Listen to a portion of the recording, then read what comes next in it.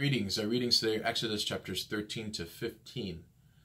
In chapter 13, we get this concept of the consecration or buying back of the firstborn. John Kragen points out that the buying back of the firstborn was due to the fact that it was believed that the firstborn belongs to the Lord. He points us to Luke chapter 2:23 as a reference point, that when Mary and Joseph present Jesus at the temple, that Luke 2:23 says, "As it is written in the law of the Lord, every firstborn male shall be designated as holy to the Lord."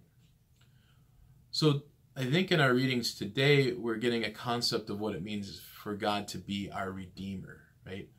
Kragen writes that a Redeemer is the family member responsible for the integrity of the family. So an example he offers is that if family property is in danger of going to an outsider, that the Redeemer sees to it that the property remains in the family.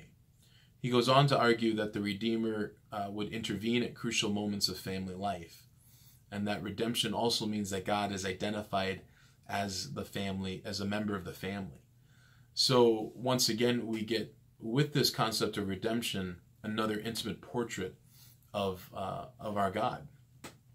Well, we read today about the crossing of the Red Sea, and that the Egyptians that are chasing the Israelites are drowned in the sea, which leads us to the Song of Moses in chapter 15. Now in Exodus chapter 15, verse 13, we read that, "In your steadfast love you led the people whom you redeemed. You guided them by your strength to your holy abode."